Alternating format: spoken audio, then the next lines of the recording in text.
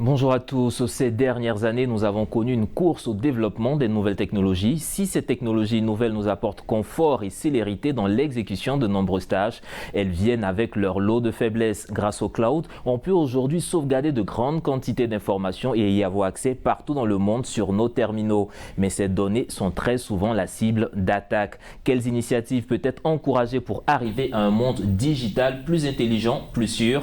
Adnan Ben Alima est avec nous. Il est le vice-président en charge des relations publiques pour Huawei pour l'Afrique du Nord. Merci d'être avec nous. Merci à vous pour l'invitation.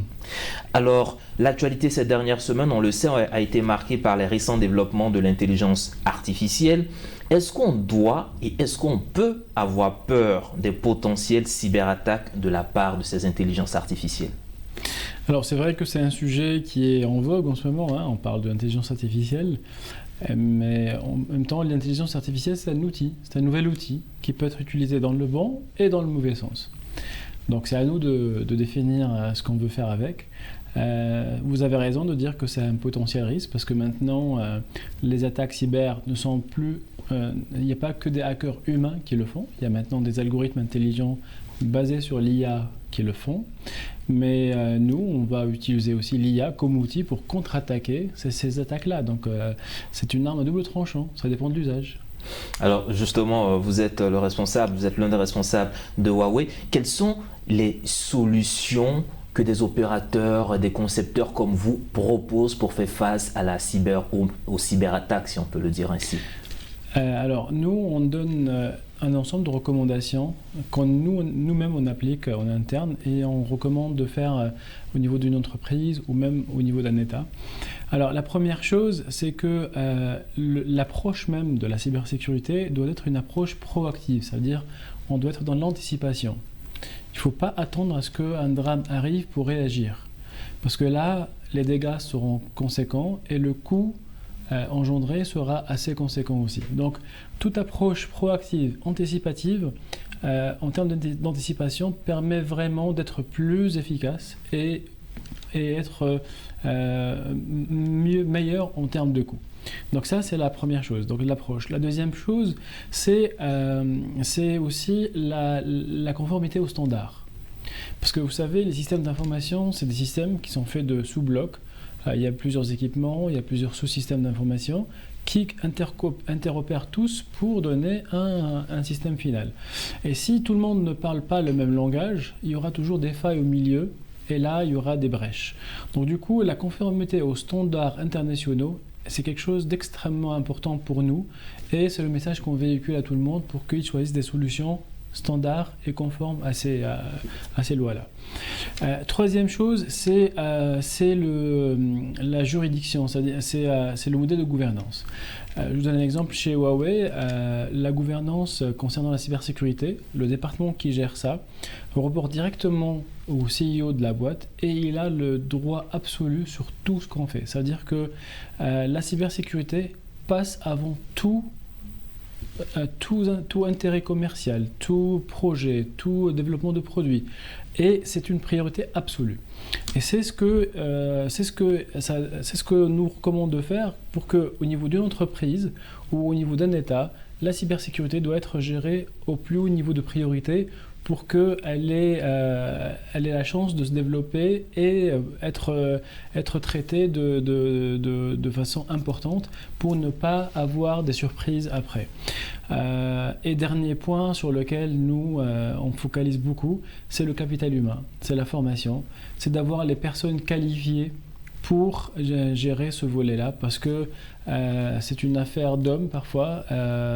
Pour créer un écosystème capable de gérer la cybersécurité, il faut avoir des personnes qualifiées. Et à part les experts ou la qualification, il faudra augmenter la conscience des usagers par rapport au risque cyber, parce que les attaques viennent généralement d'erreurs humaines. Alors, vous qui sillonnez en tout cas le continent, qui voyez un peu l'évolution de ces secteurs, est-ce qu'on peut dire aujourd'hui que les institutions en Afrique, les États en Afrique sont outillés pour faire face aux cyberattaques? Alors, les outils existent.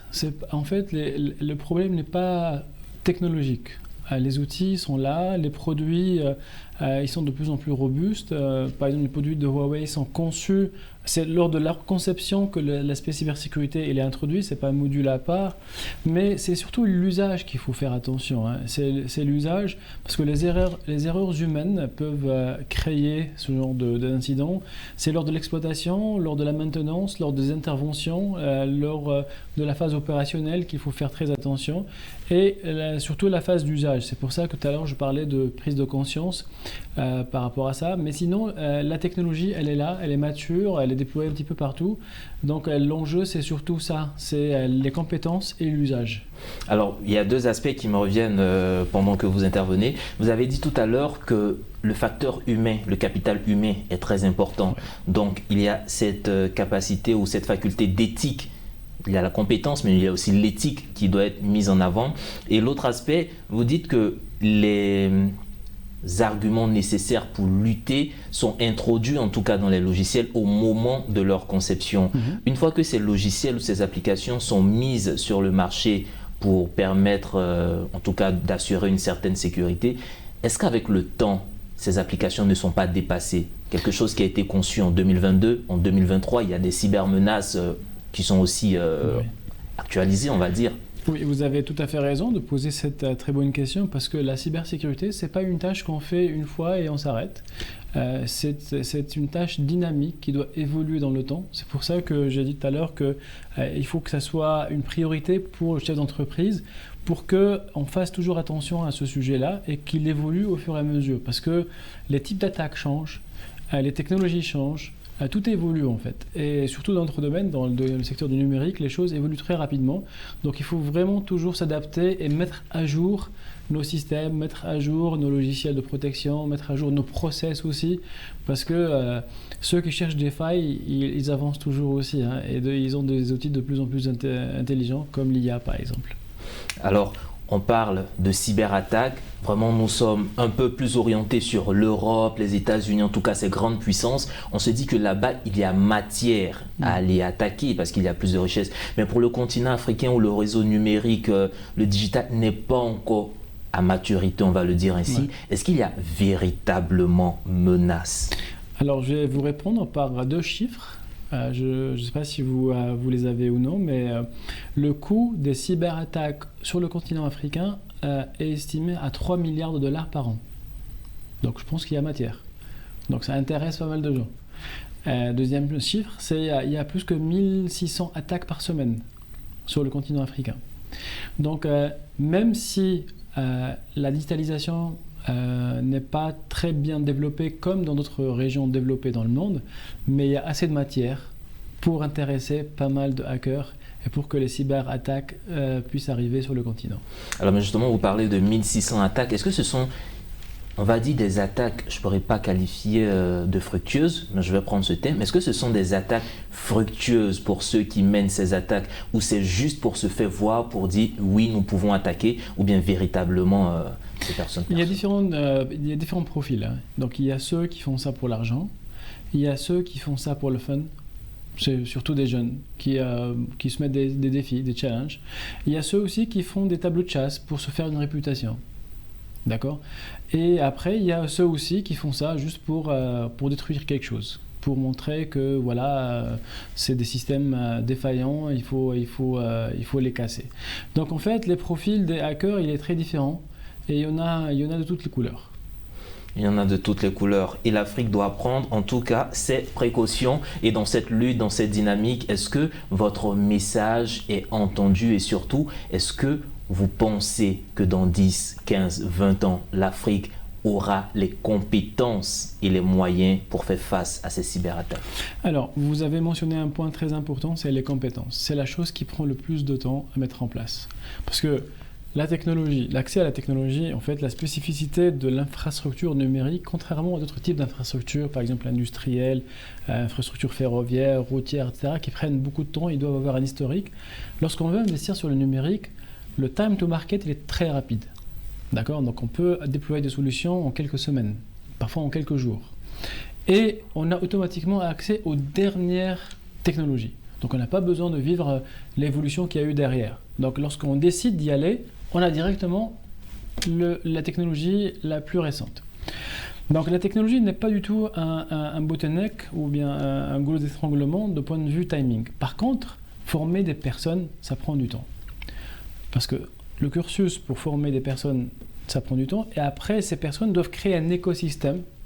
Et cet écosystème va passer par des phases jusqu'à arriver à la maturation où il y aura des startups, il y aura des entreprises, il y aura des experts, tous capables de gérer cet écosystème, ce sujet-là.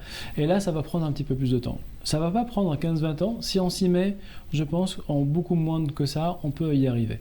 Mais il faudra une forte volonté, il faudra une impulsion au plus haut niveau, comme j'ai dit tout à l'heure, que ce soit de l'entreprise ou de l'État, pour que ce sujet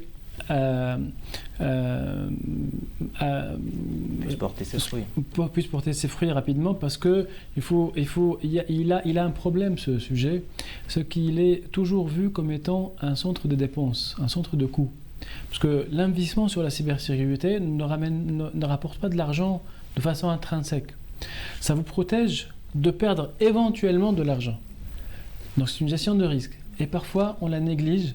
Et du coup, c'est ça l'handicap parfois de ce sujet-là.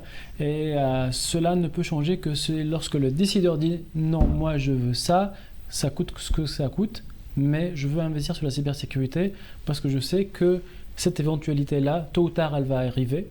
Et lorsqu'elle arrive, le coût sera beaucoup plus important que ça. » Être prêt en tout cas quand le moment se présentera. Merci encore M. Adnan Ben Alima. Je rappelle que vous êtes le vice-président en charge des relations publiques de Huawei Afrique du Nord. Merci en tout cas pour vos éclairages et c'est ici que se referme cet invité de la rédaction. Agréable suite au programme sur nos antennes.